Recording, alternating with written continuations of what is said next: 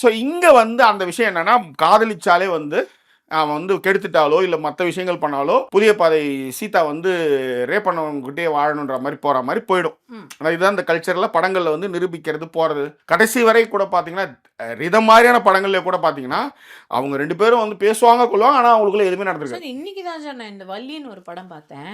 வள்ளி வள்ளி வள்ளி வள்ளி வர போற என்ன படம்? அந்த மஞ்ச இது ரெட்டு தானங்க, மஞ்சள் ரெட்டு தானங்க. என்னுள்ளே ஆமா. என்ன வள்ளி வர போறோம். அந்த பாட்டு எவ்வளவு பெரிய பாட்டு மேடம். என்னவோ போகானி. சரி, எனக்கு மஞ்சள் ரெட்டே இப்போ வந்து நீங்க சொல்லும்போது தான் எனக்கு புரியுது. அந்த பொண்ணோட தாவணி இப்போ இன்னைக்கு பார்த்ததுனால பசுமையா நினைவு இருக்கு. அந்த பொண்ணோட தாவணி பாவாடைய மஞ்சள் ரெட்டா வா தலைவருடைய ப்ரொடக்ஷனா, தலைவர் டைரக்ஷன் அது. ஆமா, நட்ராஜ் டைரக்ட் பண்ண தலைவரோட ப்ரொடக்ஷன்ல எடுத்த படம். என்ன வந்து தாங்கவே முடியலன்னா, ஒருவேளை அப்ப பாத்துருந்தா ரொம்ப பிடிச்சிருந்திருக்கும் போல. இப்ப பாக்குறப்ப எனக்கு பயங்கர அதெல்லாம் இல்ல சார்.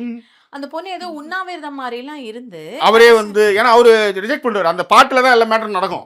நான் மேட்டர் நடந்ததுக்கு அப்புறம் வந்து பார்த்தா அவர் வந்து கைட்டு விட்டுருவாரு. ஏதோ வச்சு இவ்வளவுதானா அப்படின்ற மாதிரி அவர் போயிடுவாரு. அது எப்படி நீ அப்படி சொல்லிட்டு போகலாம், நீ என்னதான் கல்யாணம் பண்ணணும் திரும்ப அதே பாக்கணும் அப்படின்ற மாதிரி ஒரு போராட்டம் நடத்துவாங்க. ஆக்சுவலா பொண்ணு வந்து பயங்கரமா போராட்டம் எல்லாம் நடத்தி அந்த பொண்ணை லவ் பண்ற ஒரு பையன் தான் வந்து ஜூஸ் எல்லாம் கொடுப்பான். அந்த பையன் இந்த பொண்ணை ரொம்ப லவ் பண்ணுவாரு. இந்த பொண்ணுக்கு அது தெரியுது.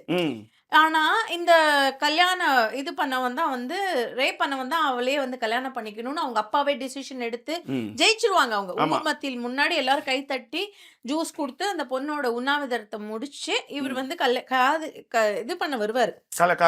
தாலி கட்ட வரும்போது அவங்க நிராகரிப்பாங்களா? அவங்க இல்லையா குத்திடுறாங்க அவரை. எனக்கு ஒண்ணுமே புரியல. இது உனக்கு பிடிக்கலன்னா இது இப்ப எல்லாரும் முன்னாடி நீதான் ஒத்துக்கிட்டல, இதுதான் நான் வந்து வெயிட் பண்ணேன் அப்படின்னு சொல்லிட்டு எங்க ஆள்லாம் வந்து வீட்டுக்கு எதிர்க்க அப்படியே ஆப்போசிட்ல டெய்லி ஒரு பையன் வந்து போயிட்டு இருக்க மாதிரி பண்ணுவது. ஆக்சுவலா ஆமா, அந்த மாதிரியான ஆளு எங்க ஆளு. அதெல்லாம் தெரியலையே. இல்ல மேடம், உங்க ஐடியாலஜி என்னன்னு தெரிஞ்சுக்கணும்ன்றதா சொல்றேன் நான். இந்த மாதிரி பண்ணணும்னு நான் யோசிச்சேன். எதுக்கு இப்ப அவன் எடுத்து கத்தி எடுத்து குத்துனீங்க? அவன் ஓகேன்னு கல்யாணம் பண்ணிக்கிறதுக்கு அதுக்குதான் இவ்வளவு நாள் போராட்டம் பண்ணுச்சு. அப்புறம் கத்தி எடுத்து குத்தி கேட்டா என்னோட வாழ்க்கை அழிச்ச மாதிரி எத்தனை பேர் வாழ்க்கை இதுக்கப்புறம் அழிப்பாங்க? என்ன அழிக்க போறான்? எதுக்கு? என்ன புரியவே இல்ல இது. அதுக்கு இந்த பொண்ணோட லைஃப் இப்ப என்ன ஆயிடுச்சு? இது போய் ஜெயில இருந்து வயசாயி திரும்பி வந்தா இந்த லவர் இருக்கான்ல, வயசாயி அதுக்காக வெயிட் பண்றானாம். இது நியாயமா யோசிச்சு பாருங்களேன். இப்படிதான் இந்த தமிழ் சமூகம் இருந்து நல்ல அற்புதமான ஒரு கதை எடுத்து வந்தீங்க. அதே மாதிரி ரிதம்லையும் பாத்தீங்கன்னா அதை அப்படியே போற்றி பாதுகாத்திருப்பாங்க கதாபாத்திரங்களை. மேட்ரே பண்ணிருக்க மாட்டாங்க. அங்க கல்யாணமே நடந்திருக்கும். அங்கேயும் அப்படியே ட்ரெயின்ல வந்து ஆயிடும். அப்புறம் அப்படியே இருப்பாங்க.